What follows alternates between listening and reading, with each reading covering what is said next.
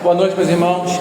Que a graça e a paz do nosso Senhor e Salvador Jesus Cristo venham ser com todos nessa noite. Amém. Amados, vamos hoje para a nossa quarta aula de Hebreus. Hoje nós concluímos, se o Senhor assim nos permitiu, o capítulo 1. E na aula que vem vai ser o capítulo 2 todo.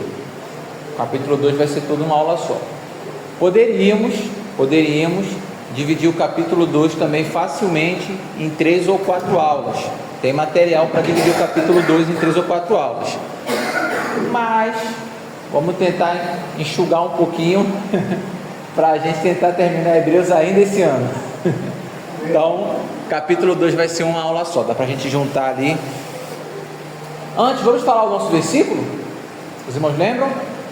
Antes, crescei na graça e no conhecimento do nosso Senhor e Salvador Jesus Cristo. A Ele seja a glória, assim agora como no dia da eternidade. Amém. Vamos lá. Irmãos, antes da gente começar a aula de hoje,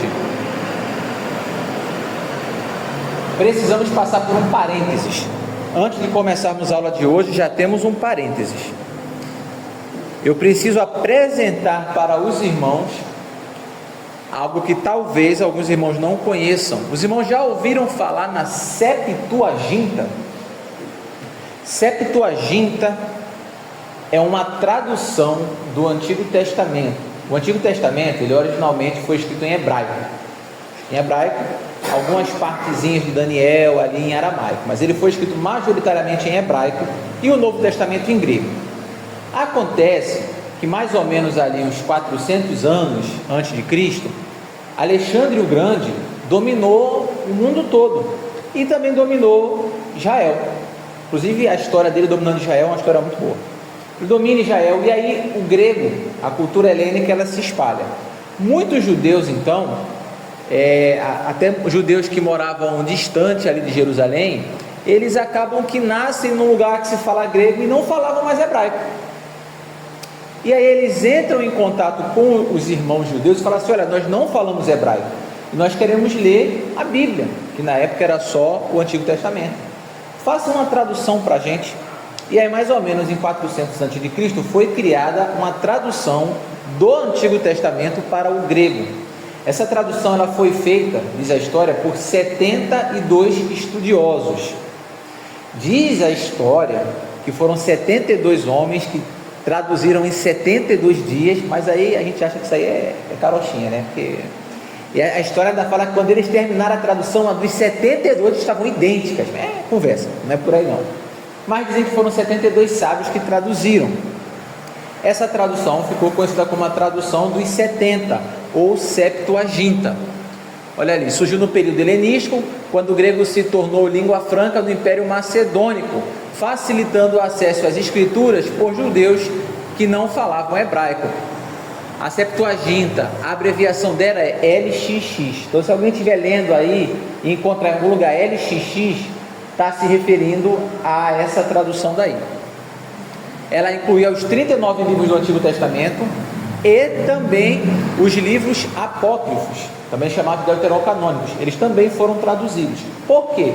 Embora os judeus não considerassem eles livros inspirados, consideravam livros importantes. Por exemplo, o livro de Macabeus conta a história de Judas Macabeus, que foi um homem judeu que se levantou para tentar lutar contra a invasão dos gregos. Então ele conta essa história de como eles lutaram contra os gregos. Não é um livro inspirado pelo Espírito Santo, os judeus não consideravam assim, mas consideravam um livro histórico importante, porque falava a história do povo. Então quando eles traduzem essa Bíblia para o grego, também traduzem alguns livros que eram livros da cultura e que eram considerados importantes. Foi a partir daí que surgiu da Igreja Católica. A Igreja Católica, ela vai pegar isso. Porque o que acontece? Posteriormente, a Bíblia ela vai ser traduzida, a Igreja Católica ela vai traduzir a Bíblia para o latim, por causa de Roma. Roma falava latim, então a Bíblia é traduzida para o latim. E aí, no passado um tempo, Jerônimo, ele é chamado para traduzir a Bíblia para um latim mais moderno. Essa tradução para o latim mais moderno, ela é chamada de Vulgata, porque é para o latim vulgar, o latim do dia a dia. Quando ele traduz, ele também aproveita e traduz esses livros, mas eles também não eram considerados livros canônicos. Só lá na frente, depois da Reforma Protestante, é que a Igreja Católica faz uma reunião lá entre as medidas da Contra-Reforma e aí ela declara esses livros canônicos. São, acho que 7 ou 9 livros, agora não me lembro, Judite, Tobias, 1ª e 2ª Macabeus. Inclusive tem uma passagem em Macabeus que eu já vi uma pregação evangélica usando esse livro de Macabeus, que é uma passagem até de Macabeus que condena a idolatria a santos e a imagens. Está lá em Macabeus, que é um livro da Igreja Católica. Tem o livro de Eclesiástico também, diferente de Eclesiastes, e alguns livros. Não são nesses livros que os irmãos vão encontrar a diferença da igreja evangélica para a igreja católica. Os irmãos podem ler esses livros, os irmãos vão ver que não tem nada que faça a igreja católica ser o que ela é. Todas as diferenças dela não estão nesses livros. Não tem nada ali teologicamente que vá somar. Mas, por exemplo, você tem no livro de Tobias um anjo mentindo. Aparece um anjo no livro de Tobias.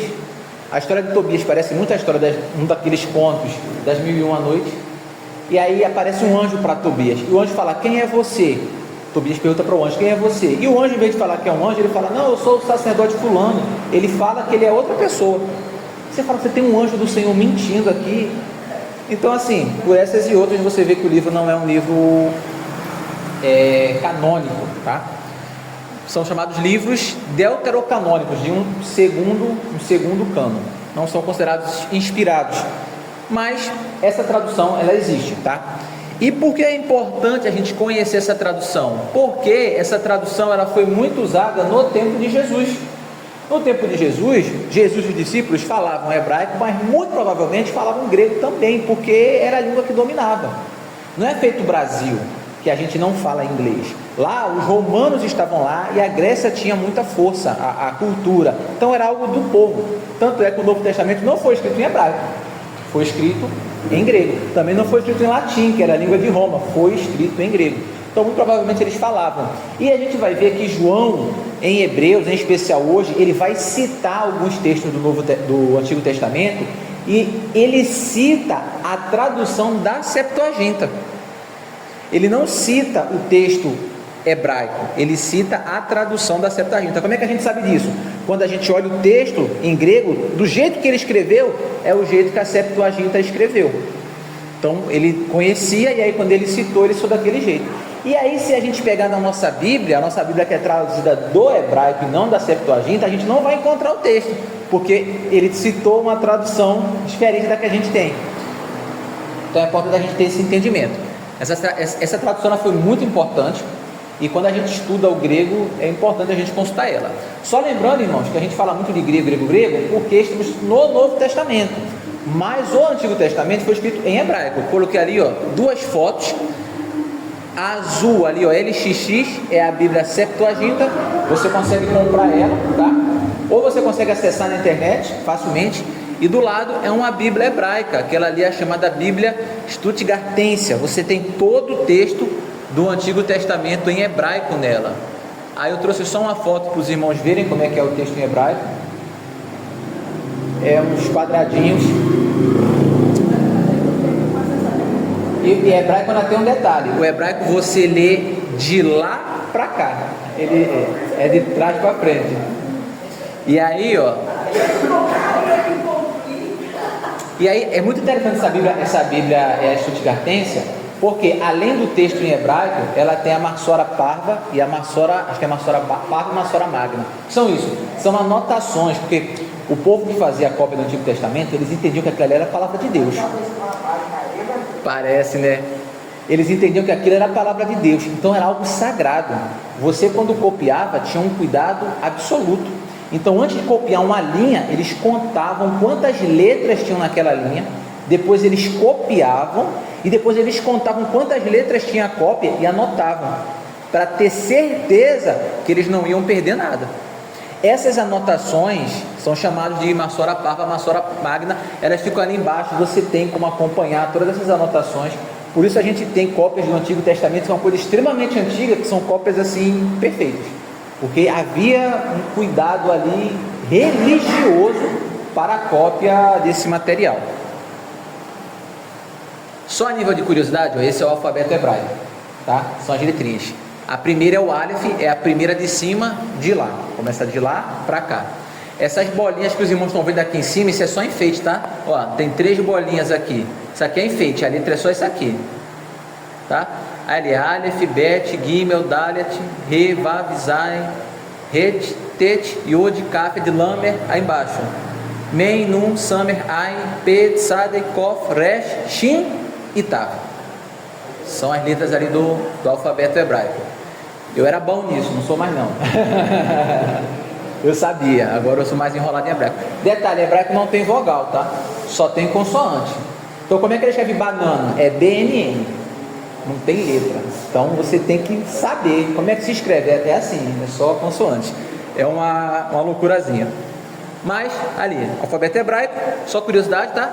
E esse aqui é o alfabeto grego. Já são letras que a gente conhece mais. Você vê ali, ó, o alfa a gente já conhece, a letra Pi tem na matemática. Aí, ó, o alfa tem som de A, o beta tem som de B, o delta tem som de D, o pi tem som de P. Você olha assim uma palavra em grego, é mais fácil de... né? Aí você tem, ó, psi, que é o símbolo da psicologia, o ômega, tem aquela letra ali que parece um N, mas é a letra eta, tem som de E. Esse é o alfabeto minúsculo, tem o alfabeto maiúsculo também, no caso do grego. Mas é uma coisa que a gente está mais acostumado, né? A gente está mais acostumado com a letra grega lá, pelo menos pela matemática.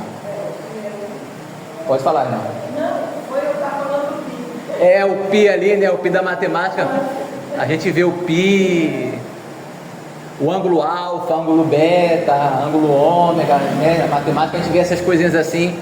Pelo menos não é uma coisa assim tão esquisita, né? É mais fácil. Embora no seminário, quando a gente está estudando grego e hebraico, você tem mais dificuldade com o grego do que com o hebraico. A dificuldade do hebraico é você aprender aquelas letras e como é que você lê aquilo ali. Mas o grego, ele vai ter mais regras e vai dar mais dificuldade. A dificuldade do hebraico é você conseguir ler, mas se você conseguir ler, você consegue ler, aprende a ler aquilo ali, aí o resto é tranquilo. Você procurar no dicionário é a parte difícil, né? Mas se você aprendeu o alfabeto e aprendeu a ler aquele negócio ali, você vai. Agora o grego, você aprende a ler com facilidade, mas começa as regras, não sei o que, coisa e tal. O grego tem regras igual ao português e, por exemplo, no português a gente conjuga verbo. No grego tem as declinações. Então você pode conjugar um verbo e você pode conjugar um substantivo. Você conjuga um substantivo, você conjuga tudo, são as declinações, né? Então, João comeu a farinha. A gente escreve assim. No grego você pode pegar farinha, botar antes João, farinha, a comeu, então farinha, comeu a João, mas de acordo com a declinação, você sabe, essa declinação faz que essa palavra seja um predicado. Isso aqui faz essa palavra ser o sujeito. Aí você troca a ordem das palavras, aí dá mais trabalho. Mas é igual ao português, tem as regras e tal. E por aí vai. Vamos agora entrar em Hebreus. Chega de parênteses, vamos entrar em Hebreus. Texto de hoje, Hebreus 1, vai pegar ali a partir do verso 5. Porque a qual dos anjos disse jamais: Tu és meu filho e hoje te gerei? E outra vez, eu lhe serei por pai e ele me será por filho. E outra vez, quando introduz no mundo o primogênito, diz: E todos os anjos de Deus o adorem. E em verdade, quanto aos anjos diz, que faz dos seus anjos espíritos e de seus ministros labaredas de fogo. Mas do Filho diz: ó Deus, o teu trono subsiste pelos séculos dos séculos.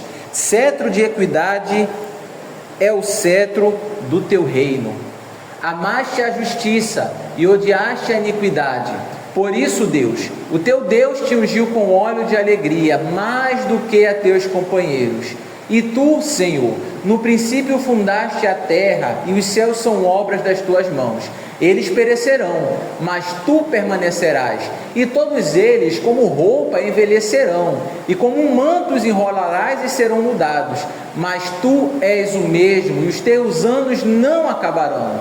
E a qual dos anjos disse jamais: assenta-te à minha destra, até que ponha os teus inimigos por escabelo de teus pés? Não são porventura todos eles espíritos ministradores, enviados para servir a favor daqueles que hão de herdar a salvação? Hebreus capítulo 1, do 5 ao 14. Amados, vamos lá.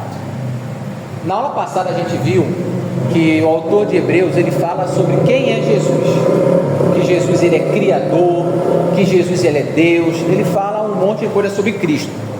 Ele vai continuar falando de Jesus agora, mas ele vai fazer o seguinte: ele agora vai dar textos do Antigo Testamento para embasar o que ele está falando, e ele vai fazer uma comparação de Jesus com os anjos. Os irmãos perceberam que caiu esse assunto dos anjos aí, e a gente pode pensar assim, mas do nada ele começa a falar de anjo. Por que é que ele começou a falar de anjo do nada? Não é aleatório, tá? Não é aleatório, ele sabia o que ele estava fazendo.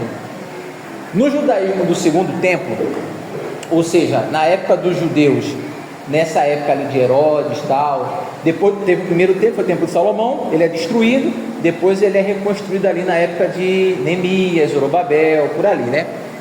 Então, nessa época daí para frente, os anjos, eles estavam ligados à entrega da lei. Eles eram mediadores celestiais e tinham um papel elevadíssimo. Então, a partir dessa época do segundo templo, começou a surgir uma importância muito grande aos anjos. Um culto aos anjos começou a surgir. Não é que adorava-se aos anjos, mas eles tinham os anjos em altíssima estima. Você vê que até hoje é assim. Até hoje é assim. Faça um teste. Vá, mas tem que ser nessas igrejas do reteté. Vá numa igreja dessa, está a igreja lá, o pastor está pregando, o fogo está caindo, você chega e fala: meus irmãos, a palavra de Deus diz, onde estiverem 2 ou 3 reunidos em meu nome, ali eu estarei. Então Jesus está aqui. Vai sair alguns glória a Deus e alguns aleluias. Agora fale você que tem um anjo de fogo no meio da igreja, aí a igreja explode. A gente valoriza mais a presença de um anjo do que do próprio Senhor Jesus Cristo. Nós temos o Espírito Santo, o próprio Senhor está conosco, o Espírito de Deus está comigo, eu nunca estou sozinho. Mas quando a gente fala que vem um anjo, aí o povo se arrepia todo.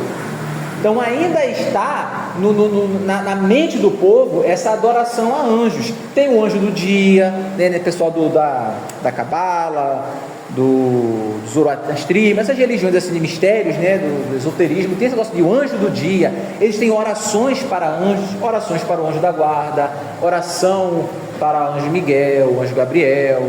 Uma vez eu vi um tutorial sobre como você invocar a espada do arcanjo Miguel, e depois você tinha que sair falando alguma coisa da espada de Miguel e cortando pela casa, para cortar os trabalhos na casa.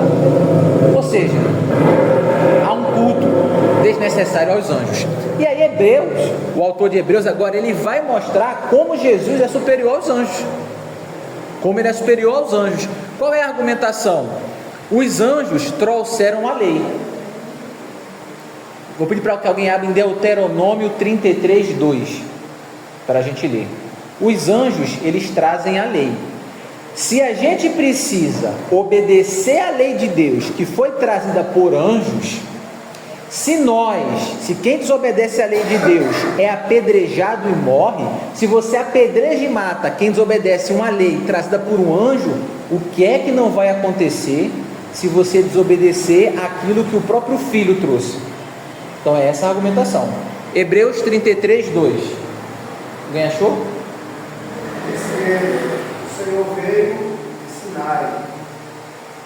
O Senhor veio no Sinai E ofereceu, alvoreceu e Seir.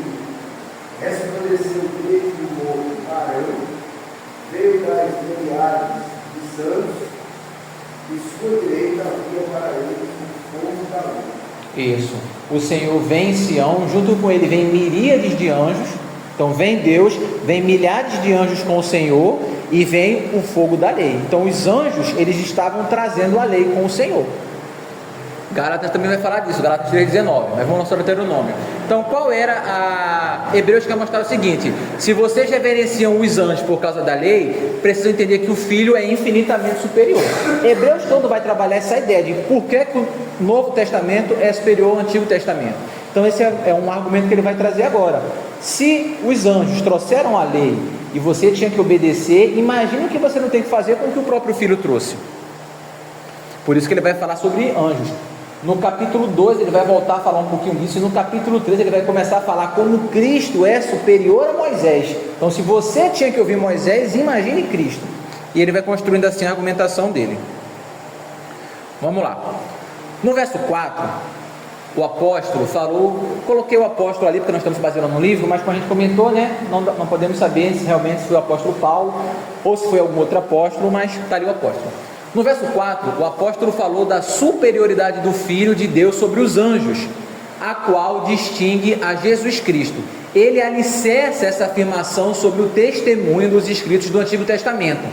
No presente bloco, ele arrola uma série de textos do Antigo Testamento em 3 rodadas de argumentação, a fim de sedimentar sua afirmação teológica sobre o Filho de Deus. Ou seja, daqui para frente, os versos que vão seguir, né, do 5 ao 14, ele vai dividir em 3 blocos. No primeiro bloco ele vai falar de um assunto, no segundo bloco de outro assunto, e no terceiro bloco de um terceiro assunto, tá? A gente vai estudar esses blocos separados. Ó, o bloco 1 é o verso 5 e 6. Porque a qual dos anjos disse jamais, tu é meu filho e hoje eu te gerei? Para que anjo Deus falou isso? E outra vez, eu lhe serei por pai e ele me será por filho. Para que anjo Deus falou isso? E outra vez, quando introduz no mundo o primogênito e diz, todos os anjos de Deus o adoram. Então tem 3 afirmações aqui que nunca foram faladas para anjos. O bloco 1 vai falar sobre a dignidade do filho. O foco dele é a identidade, quem ele é. Como que ele vai ser estruturado? 2 declarações ao filho. Vai haver uma citação de Salmo 2, verso 7, que fala, tu és meu filho. Vai haver uma citação de 2 Samuel 7,14, onde fala, eu lhe serei por pai. E vai haver uma citação de Deuteronômio 32, 43. Mas essa citação é uma citação da Septuaginta. Tem na Bíblia da gente, a gente vai ler, mas a gente vai ver que na nossa Bíblia está faltando um pedaço, que eles colocaram na Septuaginta, que não tem na nossa Bíblia. Mas João, quando leu, João falou, isso aqui não está no original, mas isso aqui é de Deus. Aí ele foi e botou na Bíblia. Então, João leu a Septuaginta, ele sabia que aquele texto foi uma adição dos tradutores, não estava no original, mas ele, guiado pelo Espírito Santo, entendeu que aquilo ali era a palavra de Deus, e foi e colocou. Então, se a gente for ler, quando a gente for ler lá, vai falar, não está falando aqui para adorar, mas a gente vai ver isso mais na frente, só para a gente entender. Vamos descer mais um pouquinho. Tu és meu filho. O autor usa uma pergunta retórica. A qual dos anjos ele falou, tu és meu filho e hoje eu te gerei? O ouvinte ou leitor deve dar a resposta pessoalmente. Na promessa do Antigo Testamento, Deus declarou como filho somente um único, o Cristo, o Rei messiânico e vindouro. Tu és meu filho. Na continuação da palavra do Salmo, hoje eu te gerei. É importante a gente entender o seguinte, irmãos, que esse texto, ele é muito usado, por exemplo, pelas testemunhas de Jeová, que não entendem que Cristo é Deus. Na teologia da testemunha de Jeová, Cristo não é Deus. Cristo é superior aos anjos, mas ele é abaixo de Deus. E ele não é eterno. Ele foi criado. O que é algo que é eterno? Algo que sempre existiu e que sempre vai existir. Eu tive um princípio. Eu nasci 15 de maio de 91. 9 meses antes disso foi a minha concepção, né? Ali o óvulozinho gerou o embriãozinho do Adriel. Antes disso eu não existia. Não havia Adriel. Tudo no nosso mundo teve um princípio, até o nosso mundo. Deus não tem princípio. O tempo e o espaço tiveram um princípio, Deus não. Os anjos tiveram um princípio, Deus não. Cristo, segundo o testemunho de Jeová, teve um princípio. Porque eles falam, olha lá, hoje eu te gerei. Se eu te gerei hoje, então ontem você não estava aqui. Mas, Olha só, a instituição de Cristo como Filho de Deus é um acontecimento antes dos tempos, assim como uma vocação para que ele seja herdeiro, mas ela se torna manifesta com a ressurreição e ascensão. A gente vai estudar esse texto um pouquinho com mais calma. É o Salmo 2. Originalmente, o Salmo 2 funcionava como um salmo real. Lembrem que salmos eram músicas, tá? O livro de salmos é tipo o cantor cristão dos judeus. Vamos cantar aqui o salmo número 2. Eles abriam lá e eles cantavam, eram músicas. Só que a gente não tem mais a partitura, mas eram músicas, eles cantavam isso daí, tá? Era uma música, uma melodia.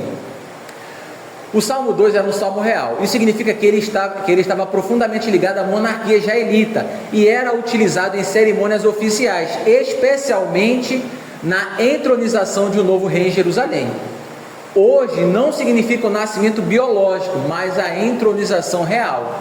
Gerar ali significa declarar como rei, investir com autoridade, estabelecer como herdeiro. Eles cantavam esse salmo quando alguém ia ser coroado rei. E ele dizia: tu és meu filho, hoje eu te gerei, porque a partir de hoje você vai ser rei. Então gerar ali não queria dizer nascer, mas queria dizer que hoje você é reconhecido e você é entronizado como rei. Quando a Bíblia fala que Jesus diz: tu és meu filho, hoje eu te gerei, é porque hoje você passa a ser reconhecido diante de todos como rei. Por exemplo, quando Davi foi ungido rei, os irmãos conhecem a história. Samuel foi lá e ungiu ele rei. A partir dali ele era rei para Deus. Quando que ele assumiu o trono? Ah, meu amigo, demorou um bocado. Quando ele assume o trono, o mundo está reconhecendo que ele é rei. É a mesma coisa. Cristo sempre foi herdeiro desde a eternidade. Cristo sempre foi filho. Mas é no nascimento, é na morte, na morte e ressurreição, para ser mais exato, que ele é reconhecido oficialmente como filho, como herdeiro, como rei. Quando ele ressuscita, é a prova que de fato ele é filho de Deus. Então gerar ali não fala de começo da existência, mas ele fala de ressurreição, de ascensão. Atos 13, do 32 ao 34, Pedro, no discurso dele, ele vai falar que Jesus morreu e ressuscitou, e ele vai citar esse mesmo texto para dizer que Jesus ressuscitou. Está lá em Atos 13, 32 a 34. Depois os irmãos podem ler. Achou aí, pastor? Se o senhor achou, pode ler. 32 ou 32 até 34.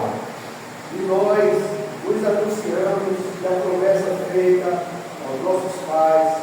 Certo. Deus cumpriu a nós, seus filhos, ressuscitando Jesus. Como também está escrito no Salmo: segundo, tu és meu filho, hoje te gerei. Olha aí. O fato de que Deus o ressuscitaria dos mortos, para que nunca entrasse em decomposição, dessa forma declarado: as santas e fiéis bênçãos a Davi vos darei.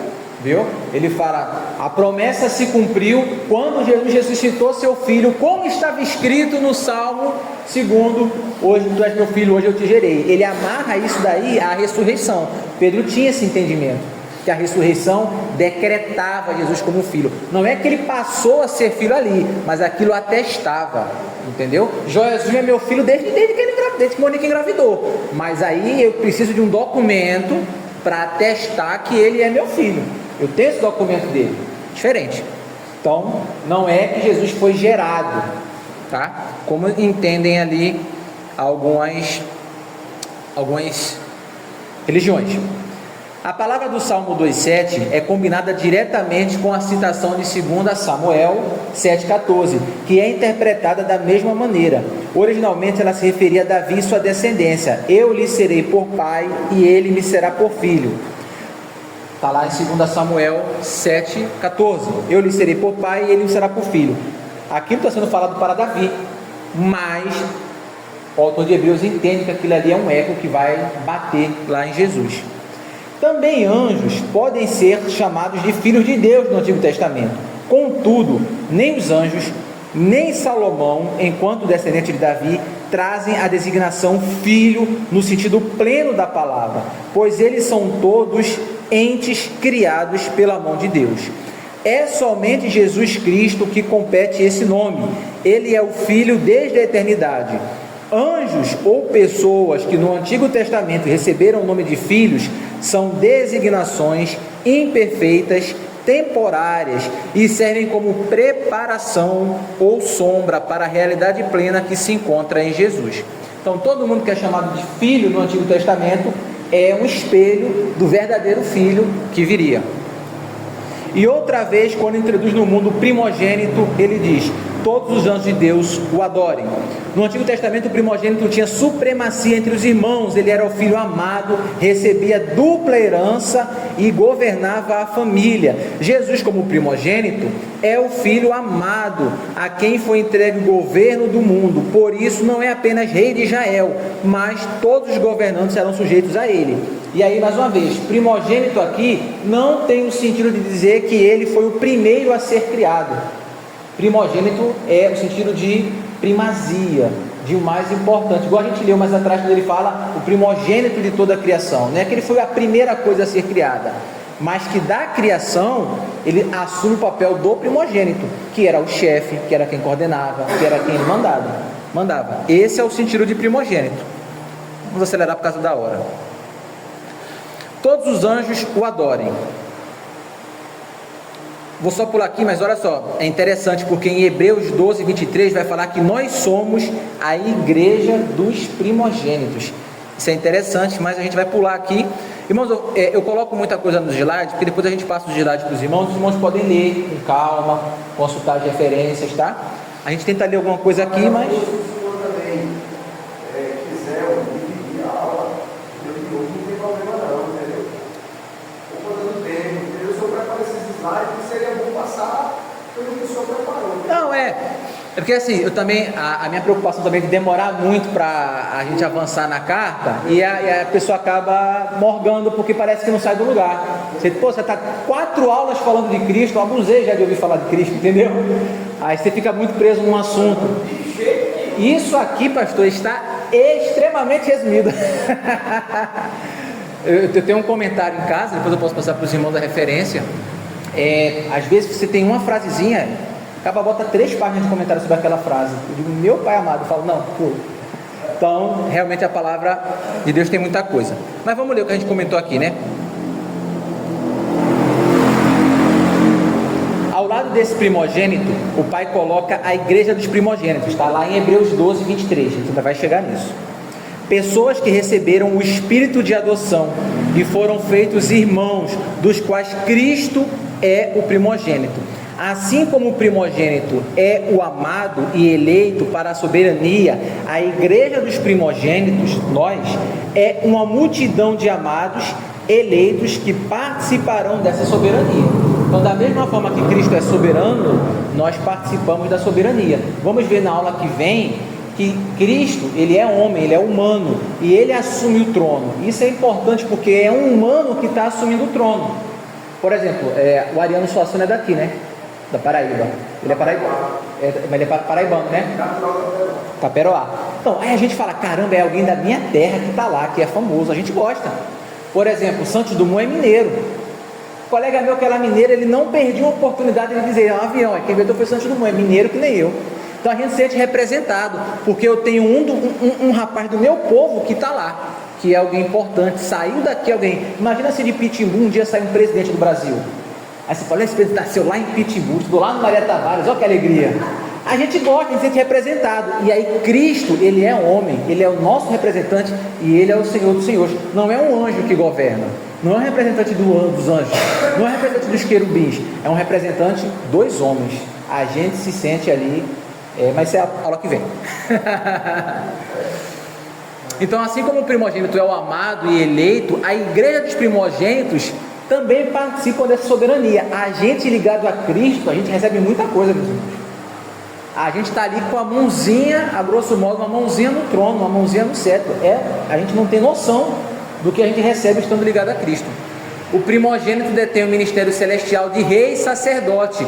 Analogamente, a igreja dos primogênitos foi feita reis e sacerdotes. A Bíblia fala que nós somos reis e sacerdotes. Somos reis, reinamos. Aí não vai para aquela teologia, você é rei, então você tem que ter dinheiro. Pelo amor de Deus, não é isso. Falar de reinar, de amarrar com dinheiro, é muita pobreza. todos os anjos o adorem. Essa frase não aparece no texto hebraico tradicional de Deuteronômio. Ela aparece na versão grega do Antigo Testamento, a Septuaginta. O texto citado vem de Deuteronômio 32, 43. Abram aí, por favor. 32, 43. Eu não sei se é 32, 43 na versão grega, tá na versão grega, ou se é na nossa. Mas é assim: alegrai-vos céus, não sei o que, coisa e tal. Veja se houver 42 ou 43? 43. Regozijai-vos nações, com seu povo. Pois o Senhor vingará o sangue dos seus servos, e ele vos vingará dos seus inimigos, e purificará a sua terra e o seu povo. Tem alguma frase aí mandando os anjos adorar? Não tem. Só tem assim, né? Alegre-se, etc e tal. Alegre-se, regozijai-vos nações. Isso, alegre-se, nações. Mas não fala para os anjos adorar. Pois é, esse trecho não está presente no texto massorético padrão. Olha ali, ó. Esse é o texto da Septuaginta, em grego ali, ó, todo rabiscadinho. E a parte em vermelho é a parte que foi adicionada. Essa frase em vermelho, ela não está no texto em hebraico. Ela foi adicionada na tradução. Mas vão entendendo que era Deus, não colocou. Eu trouxe aqui, ó, o texto em grego. Está em grego e em vermelho está a tradução. Olha, alegrai-vos céus juntamente com ele, e prostem-se ou adorem ele todos os anjos de Deus. Alegrai-vos nações com o povo dele, e fortaleçam-se ele perante todos os filhos de Deus. E aí vai seguindo o texto ali, palavrinha por palavrinha. João faz uma citação desse texto, tá?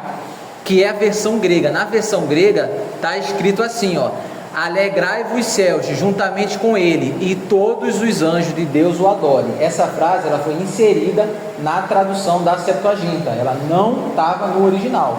Quem traduziu lá, que por algum motivo inseriu essa frase, não estava no texto original. Mas João, lendo aquilo ali, falou: isso aqui é de Deus. Acaba que botou isso aqui, botou usado por Deus. E aí quando ele vai fazer o Novo Testamento, ele vai e coloca essa frase. E se ele colocou, é porque é de Deus mesmo. Então é uma citação desse texto, mas a gente não encontra ela. A gente não encontra ela lendo a nossa Bíblia, só se a gente for procurar lá na Septuaginta. É interessante que a gente vê várias versões, né, da Bíblia. Certo. Por exemplo, tem Bíblia que o versículo muda muito. E às vezes a gente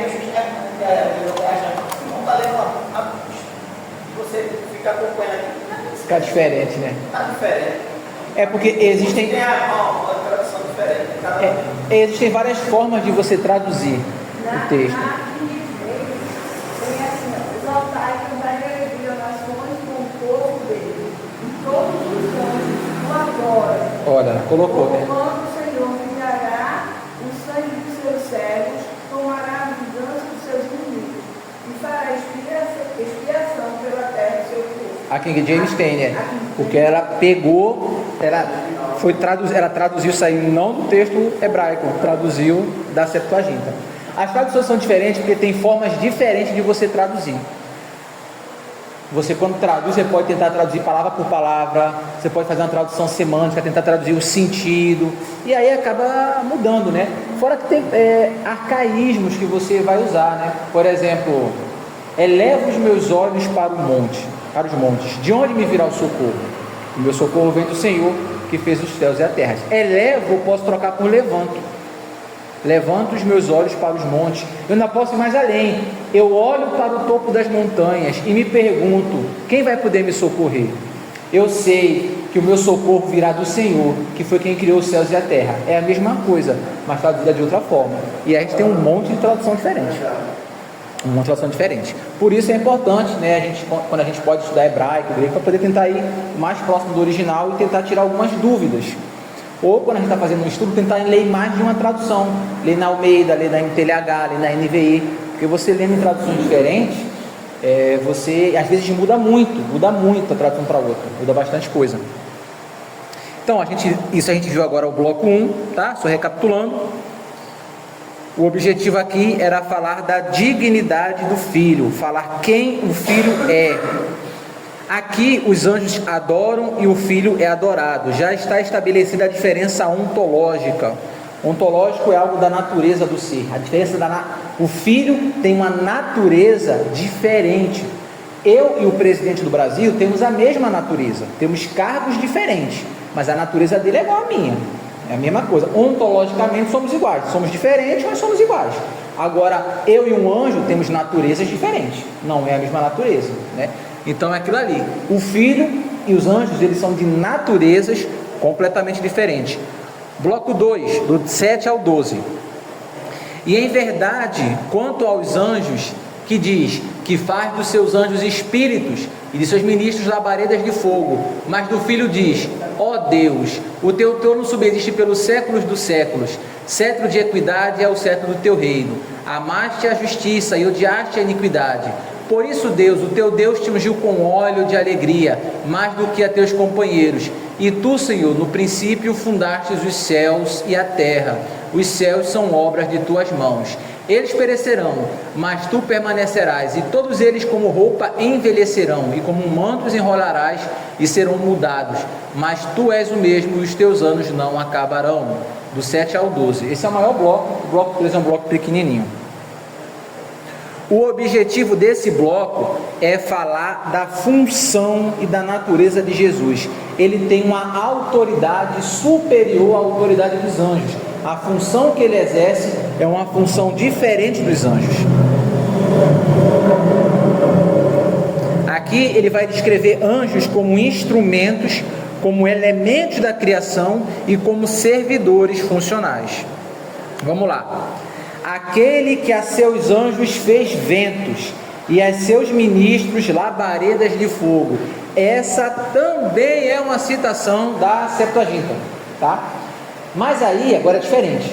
Não é que o texto não está em hebraico. O texto está em hebraico. Só que em hebraico está escrito de um jeito. E na Septuaginta está escrito de outro jeito. E quando ele foi escrever, ele falou assim: o jeito da Septuaginta eu gostei mais. E aí ele usou. Podem abrir lá, Salmo 104, verso 4. Em hebraico, a grosso modo, o texto diz o seguinte: que dos ventos faz seus mensageiros.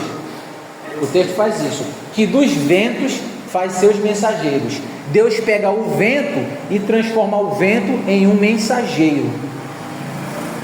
Está acima da irmã? Dos ventos faz os seus mensageiros, e seus ministros labaredas. Ou seja, eu pego o vento e eu transformo o vento no meu mensageiro. Eu uso o vento como eu quiser. Deus pode dominar a natureza à vontade. Na Septuaginta está ao contrário. Na Septuaginta está ao contrário. Dos mensageiros eu faço um vento. Eu pego os meus mensageiros e transformo eles em vento. É diferente. Mensageiros é anjo, né? A palavra anjo, ela é mensageiro. Em grego é angelos, e em hebraico é malach, quer dizer mensageiro. Pode falar, pastor. Na Thompson, ela diz: faz dos ventos os mensageiros. Isso, faz dos ventos os mensageiros. Os seus ministros foram atrás da vida. Isso, eu pego o vento e transformo o vento em um mensageiro. Na grega, na LXX, na Septuaginta, ao contrário. Eu pego o meu mensageiro e transformo ele em vento. João usou a segunda opção. Mas as duas traduções são verdades. Deus não é somente Senhor das forças da natureza, que tem poder para colocar a seu serviço todos os poderes e manifestações físicas que se manifestam como labareda de fogo, comanda o vento e o mar. Deus pode fazer isso. Deus comanda a labareda de fogo, Deus comanda o vento, Deus comanda o mar, mas Ele também tem à sua disposição os poderes dos anjos. Deus faz do vento um mensageiro e Deus faz do mensageiro dele um vento. Deus pega os anjos e usa os anjos como Ele quiser. E Deus pega os elementos da natureza, o vento, o fogo, e usa como Ele quiser. Como o autor de Hebreus estava querendo dizer como Deus usa os anjos, ele pegou a tradução que fala que Deus usa os anjos como Ele quer. Então perceba que os anjos aqui, eles estão aparecendo como ferramentas de Deus.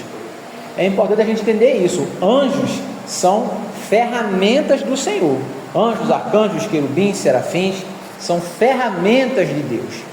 Eles têm autoridade limitada, eles têm poder ilimitado, diferente de Jesus, que é Senhor, que é Rei. Eles trabalham. Continuação do bloco 2. Ó Deus, o teu trono subsiste pelos séculos dos séculos. Cetro de equidade é o cetro do teu reino. Amaste a justiça e odiaste a iniquidade. Por isso Deus, o teu Deus, te ungiu com óleo de alegria mais do que os teus companheiros.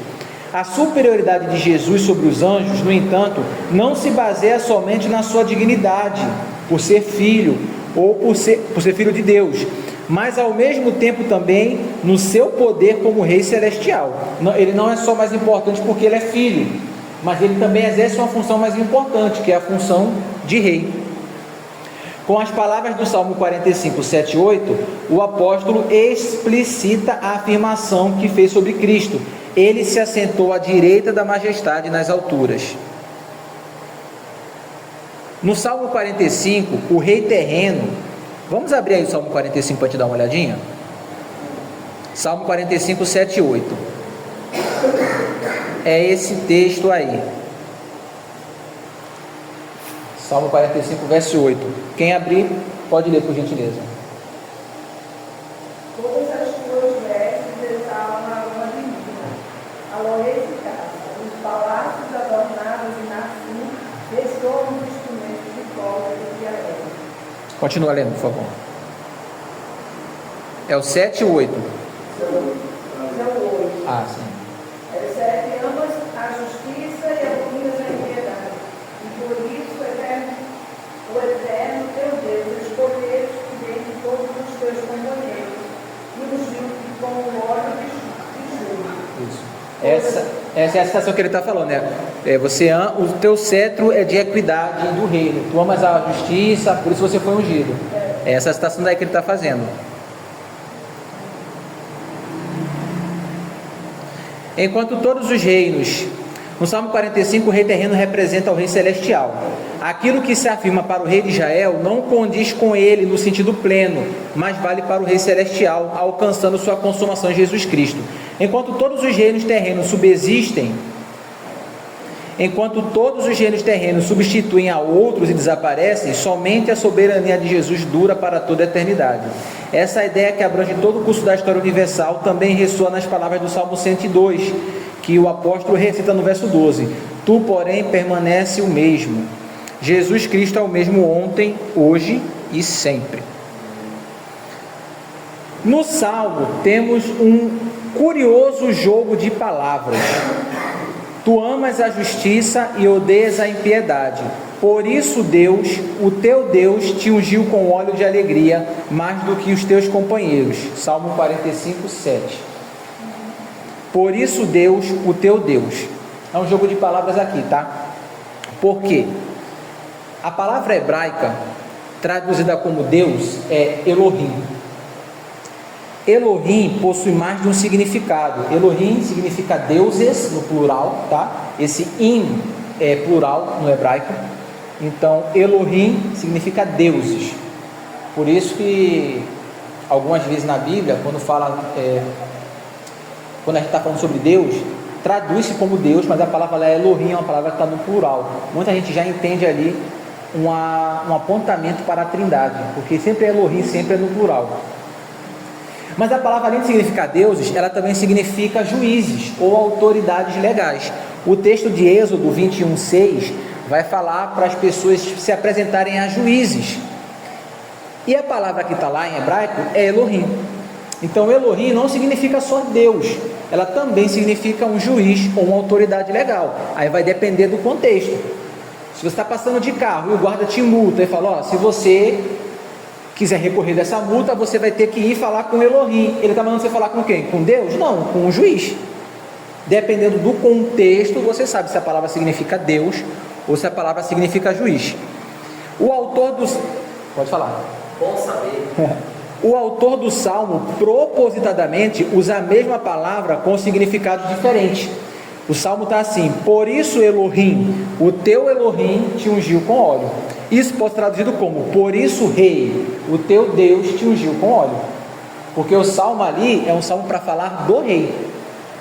Você é um rei bom, você é um rei excelente. Por isso Rei, o teu Deus te ungiu com óleo. Só que a palavra também significa Deus.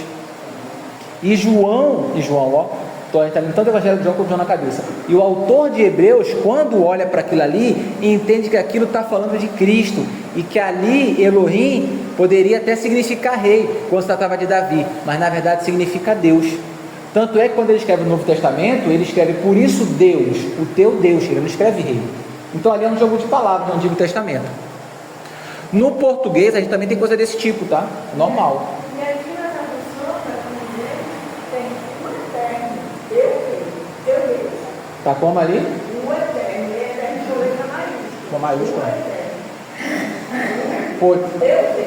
lê para mim, por favor, como está, irmão. É assim. Amas a justiça e abominas a impiedade, por isso, um eterno, com E maiúsculo, teu Deus, escolheste dele sobre Eles não mantiveram a tradução, por isso Deus, o teu Deus.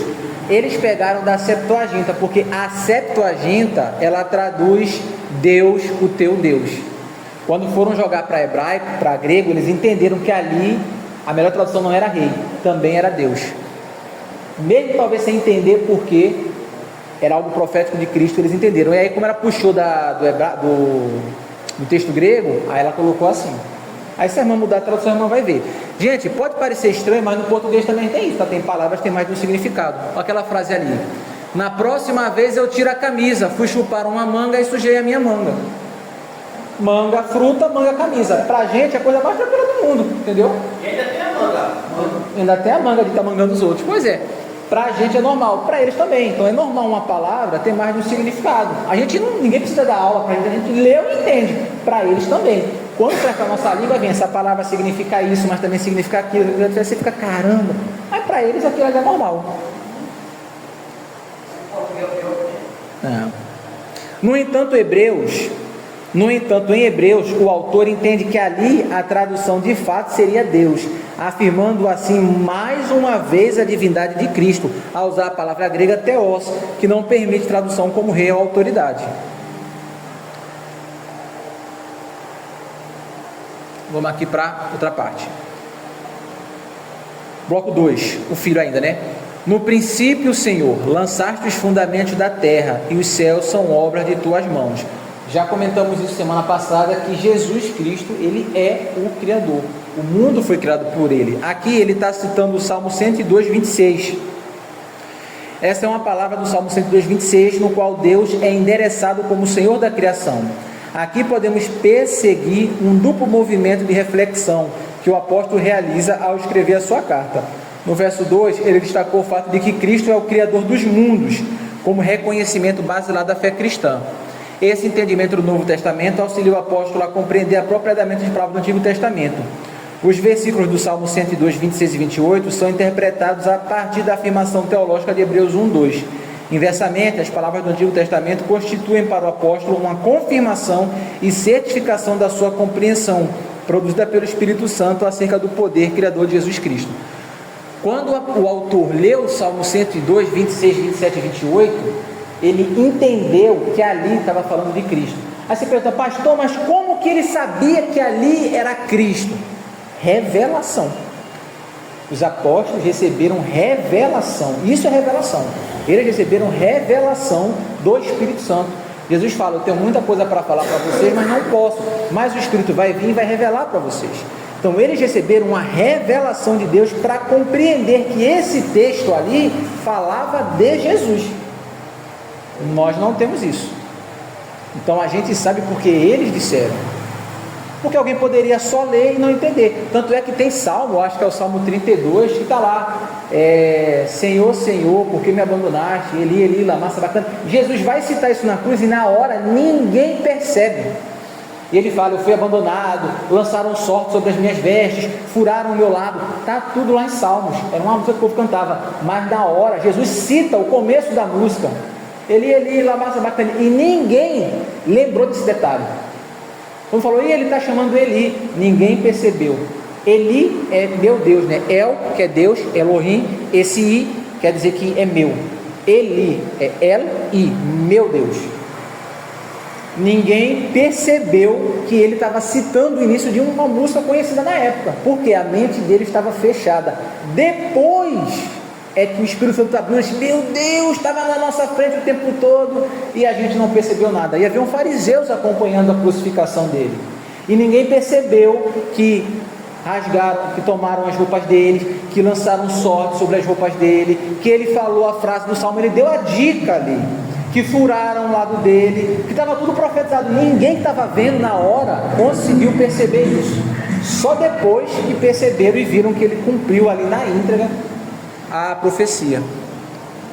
Então é o que ele está falando aqui, o autor, ele entende: eles perecerão, tu porém permanece. O Senhor do qual fala o Salmo 102, 26, não é outro, senão Jesus Cristo. Criação do mundo e término do mundo opõem-se mutuamente em proporção igual. Cristo participou de ambos. Cristo participa da criação do mundo e Cristo que vai participar do encerramento desse mundo. Foi ele que botou o primeiro tijolinho aqui e vai ser ele que vai fechar a porteira e tacar fogo no final.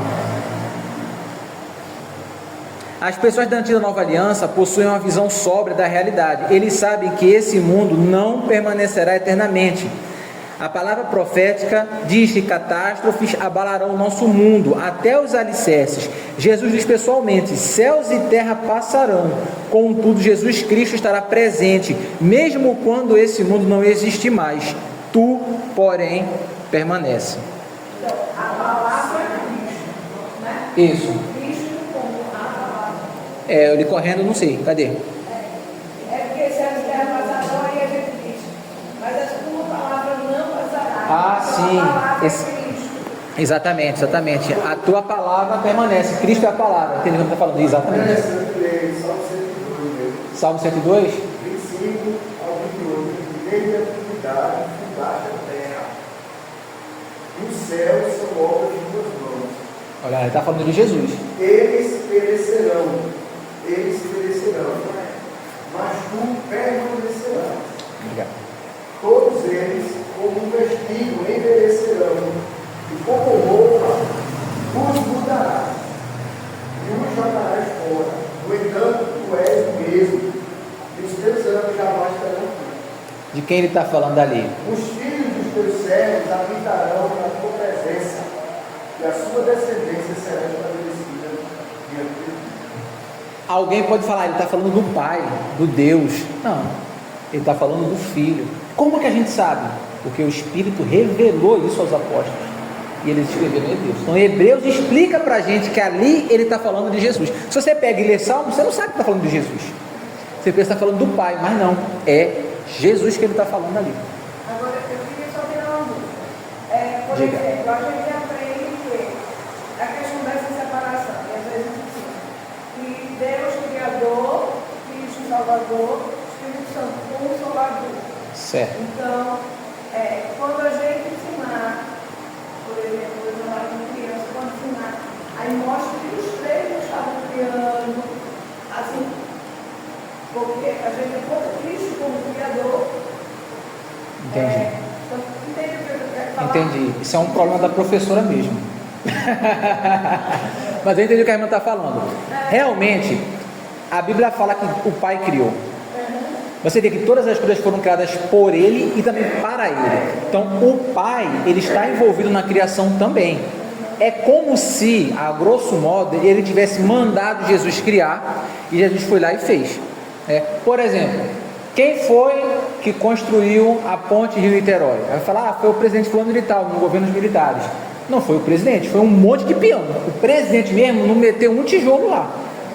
O prefeito fala, fui eu que não. O prefeito construiu a praça, o prefeito não virou um cimento. Quem construiu a praça foi o pedreiro. Mas quem mandou, quem deu a ordem, quem providenciou? Foi aquela autoridade. É mais ou menos assim. O Pai criou o mundo. mas Cristo fez. Aí você vê na criação, no princípio criou Deus os céus e a terra era sem forma e vazia, e o Espírito pairava sobre a face. Você já tem o Espírito Santo ali atuando. Então Pai, Filho e Espírito Santo, eles estão sempre trabalhando ali junto, até na própria salvação. Você vê que o Pai envia o Filho vem morrer na cruz, mas é o Espírito Santo que faz a obra. É um negócio ali que trabalha junto. O Pai não é o Filho e não é o Espírito Santo.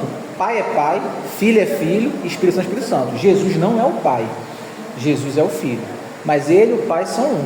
Como? Não sei, mas é por aí que a gente caminha. Então a gente, quando vai explicar para a gente pode falar que o Pai criou, mas a gente fala que Jesus criou também.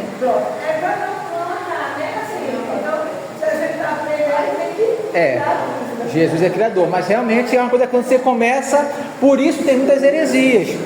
Por exemplo, tem uma heresia, eu acho que o nome dela é modalismo, que diz que Pai, Filho e Espírito Santo são um, mas assim, é um Deus só, que ora ele aparece como Pai, ora ele aparece como Filho, ora aparece como Espírito Santo. É como se fossem 3 fantasias que Deus usa. Olha, eu sou o Pai, olha, agora eu sou o Filho, agora eu sou o Espírito Santo. Mas não, a Bíblia separa claramente Jesus aqui e o Pai lá, embora eles sejam um, vai entender. O Evangelho de João vai falar mais uma vez que ele está na serra, Jesus fala que está na terra, Jesus fala que está no céu com o Pai. Como é que ele está aqui e está lá ao mesmo tempo? Ele ora ao Pai. E ele ora ao Pai, ele ora ao Pai. E a gente vai ver em Romanos, capítulo 1, que todas as coisas que Jesus fez, ele fez pelo Espírito Santo. Jesus não fez nenhum milagre porque ele era filho de Deus, que podia, ele fez através do poder do Espírito Santo, que é o mesmo Espírito que você tem. Porque se ele faz um milagre porque ele é filho de Deus, ele está meio que roubando. Eu não sei se tem algo a ver, mas assim, a Bíblia diz que quando a pessoa se encarna, se torna Uma só carne. uma só carne. É um mistério, é uma coisa complicada. Por isso que ele fala assim, olha, você não deve se deitar com prostituta. A Bíblia fala, você não deve se deitar com prostituta. É uma só carne. Isso. Mas é totalmente diferente. E vai além, porque Jesus fala, lá a gente vai ver isso ali, Evangelho de João, acho que capítulo 16, que ele vai falar, vocês precisam ser um, como eu sou um com o Pai. Então não é só no casamento não.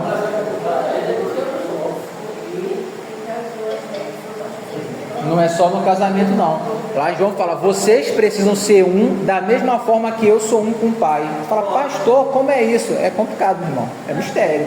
Acho que a gente não pode ficar por isso a gente canta, né? Eu sou um com você no amor do nosso. Pois é, depois a gente tá brigando um com os outros. Vê coisa feia. Pois é, aqui também tá certo. Aí depois a gente termina o culto, os irmãos vão brigar. Vê que tristeza. Aí Jesus fala, ei rapaz, eu morri por esse povo. Ah, meu. Deus fala, ai meu eu. Deus fala, ai meu eu. Vai falar, ai meu pai.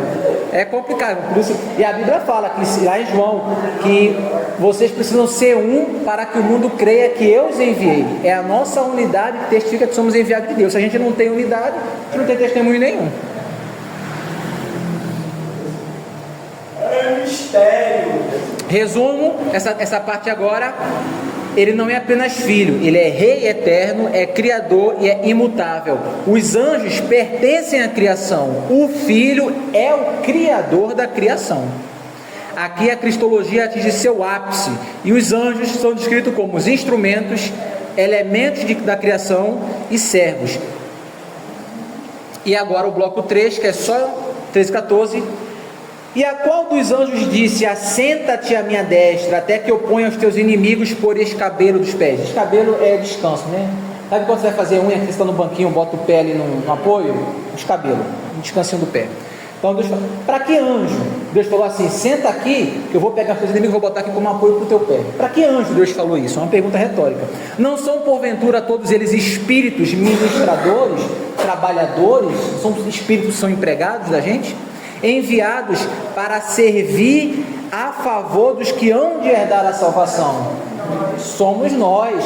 Os anjos são espíritos trabalhadores enviados para servirem em favor de quem vai herdar a salvação.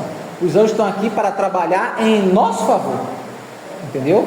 Quando eu chegar no céu, eu sei que eu vou levar uma coça de muito anjo. porque eu dou muito trabalho, sou estabanado, eu derrubo as coisas, acho que os anjos tomam conta de mim, deve ficar abusado, doido para trocar e passar para outra a pessoa. Por isso que eu não ando de moto, para não dar trabalho para os anjos que cuidam de mim, porque eu sou muito trabalhado, eu vou sofrer acidente. No seminário, o que mais tinha era menino se assentando de moto. Parece que o diabo empurrava. Tinha um menino lá que ele caiu tanto que ele vendeu a moto. E era, cada vez foi ficando pior. Ele chegou com uma muleta, até que ele chegou com a perna, aquela flautinha de metal, 2 muletas. Chegou pior, ele foi e vendeu a moto. Falei, Vaso, se tu não vender essa moto, Deus está te avisando, está cada vez piorando aí. O anjo está abusando. Essa, irmãos, é a intronização final. Ela fecha o texto no Novo Testamento. Salmo 101:1. Assenta-te à minha direita. É uma pergunta retórica. Qual dos anjos ele falou isso? Nenhum anjo se assenta, nenhum anjo reina, nenhum anjo recebe inimigos como descanso para os pés. Anjos são espíritos ministradores. Todos os anjos são enviados por Cristo para servirem aos filhos, aos membros da sua igreja. Uma vez que entramos na comunhão com o Senhor ressuscitado, Jesus Cristo, nos tornamos herdeiros de Deus e co-herdeiros de Cristo, ou seja, eu sou herdeiro do Pai e co-herdeiro, herdeiro também como Cristo. E que assim somos chamados a herdar a salvação. Também temos o privilégio de contar em todos os momentos com a proteção e preservação por parte dos anjos de Deus, enquanto andarmos nos caminhos do Senhor. Salmo 13 eu acho que fala, né? O anjo do Senhor acampa ao redor dos que... Exatamente, dos que o temem e os livra. Eu acho que é o Salmo 3. Mateus 18:10, Hebreus 14, nos evidenciam que cada criança e cada adulto que pertence à igreja de Jesus Cristo possui seus anjos. Jesus Cristo, Filho, Deus e Senhor, não somente realizou uma obra perfeita na criação e redenção, mas Ele também sabe conduzir a igreja dos redimidos com segurança até o alvo, mediante o acompanhamento dos anjos. Então a ideia de anjo da guarda, ela é verdadeira ou não é? É e não é. Por que é e não é? Ela é bíblica porque a Bíblia fala realmente de anjos que nos guardam. Mas a ideia de que existe um anjo designado especificamente para uma pessoa e que vai te acompanhar a vida toda, a Bíblia não fala isso. Pode ser. Pode ser. Pode ser que Deus pegue um anjo, você lá, sei lá, Joanel, você vai tomar conta do Adriel, vai lá, e vai ser o cara que você vai cuidar dele a vida toda. Pode ser assim? Pode. Ou não, pode trocar, pode ter revezamento, pode ser. A ideia é que os anjos guardam. Como funciona? Não precisa ser um anjo andando do teu lado o dia todo. Pode ser um anjo só em cima da casa lá com os pombos lá, dormindo com todo mundo lá embaixo. A gente não sabe como funciona. E nem precisa saber. Tem muito crente orando para ver anjo. Senhor, me mostra anjo, me mostra anjo. A gente não precisa dessas coisas, tá? A gente precisa saber que o Senhor toma conta. E o anjo guarda. Você vê que a gente, quando vai ler Apocalipse, tem uma parte lá que fala que Satanás é amarrado por 1000 anos. A Bíblia fala que é um anjo que desce. Um anjo desce com a corrente, um anjo só, e amarra Satanás por 1000 anos. Por 1000 anos. Porque tudo, irmãos, está debaixo do poder de Deus. Satanás, ele pode fazer o que ele quiser, desde que Deus dê autorização. Se Deus falar, vai e faz, como foi no caso de Jó, ele vai e faz. Se ele falar, não faz, acabou, ele pode gritar, pode espernear, ele não pode fazer. Aquele que é de Deus, o maligno não toca. Deus não precisa enviar milhares de anjos. É só ele falar, eu não quero, e acabou. Entendeu? E acabou. Nós temos o Espírito Santo com a gente. Só isso já era suficiente. Mas Deus tem os anjos que usa. Pastor, por que Deus usa anjo? Porque Ele quer usar, entendeu? Porque Ele quer usar. Ele usa a gente que não precisava usar. Então, nós temos anjos que nos guardam. É um anjo só a vida toda? Não sei. A Bíblia não fala isso, tá? Pode ser que sim, pode ser que não. Pastor, devo orar para o meu anjo? Não deve, tá? A Bíblia não fala. Existe até aquela oração, né? Santo anjo do Senhor, meu zeloso guardador, se a cobra providência. Exatamente. Não é a orientação bíblica. A Bíblia não manda a gente orar para anjos. A Bíblia manda a gente orar para o Senhor. E na Bíblia, sempre que alguém tenta adorar um anjo, fala, opa, para com isso, levanta aí que eu sou trabalhador, eu sou CLT igual tu, meu irmão, levanta aí. Só que tu trabalha aqui, eu trabalho ali com o ar-condicionado, mas está todo mundo aqui no mesmo barco. Então não devemos orar para os anjos do Senhor. Os anjos Deus envia e a gente ora para o Senhor. Podemos falar, Senhor, acampa os teus anjos. Show. Podemos falar. Estamos orando a Deus. Agora, Senhor, envia o anjo Gabriel. Aí você está... Por que o pobre do anjo Gabriel? Deixa o cara tirar as férias dele lá. Senhor, cita o anjo. A Bíblia cita o nome do anjo Gabriel. Só cita o nome do anjo Gabriel. No livro de Tobias aparece Rafael. E a Bíblia também cita Miguel como arcanjo. Arcanjo Miguel e Gabriel. Só esses dois nomes que aparecem. E no livro de Tobias, que o livro apóstolo comentou, aparece o anjo Rafael, que é que conta a mentira lá. Então a gente deve ficar, Senhor, manda um anjo fulano de tal. A gente pode orar, Senhor, envia os teus anjos para guardar, para proteger, acampa os teus anjos. Show, podemos orar. A nossa confiança não está no anjo, a nossa confiança está em Deus. Em Deus. Manda isso apontar aí do céu, que é o anjo. Porque ainda diz assim, quando chama, né? Ele é o guerreiro, vem aqui, né? Tem essas coisas. Arcanjo Miguel Guerreiro. Tem gente que tem um mundo aí que bebe, vai ao chão, vai ao nome de fulano é muito forte, porque o pai tem dinheiro de cair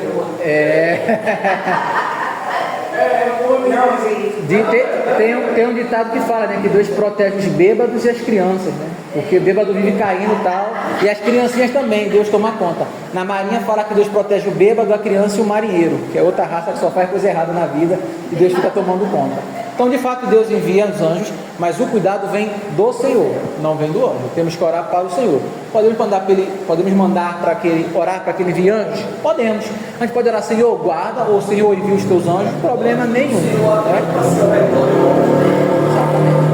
Agora, não estamos aqui para adorar anjo. Tem gente que fala assim, não, porque o anjo, já vi na televisão, o anjo fulano está aqui do meu lado, me contando. E o pastor ainda fica, oi, como é que é? Fala de novo. Não, é sério? É para eu falar para eles como se tivesse um espírito invisível falando. Às vezes já vem a loucura, o nome disso é 171, tá? A Bíblia não explica isso, não ensina assim. Você vê que às vezes que os anjos aparecem na Bíblia, quase sempre aparecem como pessoas que ninguém nem sabia que era anjo. Né? Parece lá, tanto é que em Sodoma e Gomorra, no nascimento de Sansão, quando fala com Maria, ele fala, não temas, porque você está em casa, só de repente aparece um homem na tua casa e fala, meu Deus do céu, você é assaltado, o que é isso? Calma, relaxa, não temos. Mas também dessas aparições como Isaías, né, com asas que brilham e tal. Gente, um resumo aqui, olha, o filho e os anjos. O filho se assenta, os anjos permanecem servindo. O filho reina, os anjos ministram. O filho recebe autoridade e os anjos executam ordens. Se os irmãos perceberam, o movimento é ascendente. Primeiro ele fala que Jesus é filho, depois ele fala que ele é Deus, Criador, depois ele fala que ele é Senhor sobre tudo e todos. O autor aqui ele vai aumentando o poder de Cristo conforme o texto vai avançando. Resumo da aula. Vou ler o resumo. Os versos 5, está acabando, tá? Só tem mais 4 slides, eu acho. Os versos 5 e 14 funcionam como uma moldura para esse trecho e ajudam a entender o principal argumento do autor. Jesus Cristo é superior aos anjos e a todos os seres celestiais. O autor reconhece que, segundo o Antigo Testamento, os anjos têm um papel importante. Eles são servos de Deus, adoram o Senhor no céu e também participam da história do povo de Deus, auxiliando-os de diversas formas. Porém, o objetivo do autor não é diminuir os anjos, mas mostrar que Cristo ocupa uma posição incomparavelmente maior. Para provar isso, ele cita vários textos do Antigo Testamento, Salmo 2, Salmo 45, Salmo 102, Salmo 110, e a partir dessas passagens, ele afirma que Jesus é apresentado nas Escrituras como Filho de Deus e como Senhor. Foi por meio dele que o mundo foi criado e ele permanecerá para sempre, mesmo quando a criação passar. Então, todos esses salmos aí, 2, 45, 102 e 110, falam de Jesus. Além disso, em Cristo se unem os 3 grandes ofícios que aparecem na Antiga Aliança: profeta, sacerdote e rei. Como profeta, ele revela plenamente a palavra de Deus. Como sacerdote, realiza a expiação pelos pecados. E como rei, governa como um reinado eterno. No Antigo Testamento, essas verdades apareciam apenas como promessas e sombras. Agora, porém, como a vinda de Cristo, elas se cumpriram plenamente. Por isso o autor quer fortalecer a fé dos cristãos, mesmo em meio a dificuldades. No Antigo Testamento, promessas, por isso ele quer fortalecer a fé dos cristãos. Mesmo em meio a dificuldades, perseguições e lutas, os crentes devem manter os olhos voltados para Cristo, que é o Senhor da igreja e está acima de todos os poderes visíveis e invisíveis. Conhecer a grandeza de Cristo dá aos fiéis confiança para continuar firmes no caminho do discipulado. Isso a gente estuda, irmãos, é importante, não é só para a gente saber aqui na cabeça, é para a gente saber no coração, porque quando a gente conhece a grandeza do nosso rei, a gente tem força para seguir. O mundo pode estar pegando fogo, mas eu falo, eu sei que o meu Senhor vive e reina. Ele é acima de anjo, de demônio, de tudo. E isso traz a paz que a gente precisa, porque às vezes a situação está difícil e a gente fica com medo, com ansiedade, com nervosismo. A gente precisa se agarrar nessas verdades que a Bíblia nos entrega. Em resumo do primeiro capítulo, que a gente encerra hoje, o capítulo 1 da carta de Hebreus apresenta Jesus Cristo como revelação suprema de Deus e demonstra a sua superioridade sobre os anjos.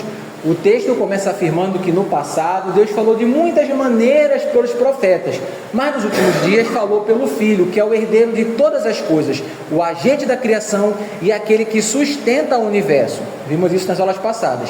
O Filho manifesta perfeitamente a glória de Deus e após realizar a purificação dos pecados foi exaltado à direita da majestade divina.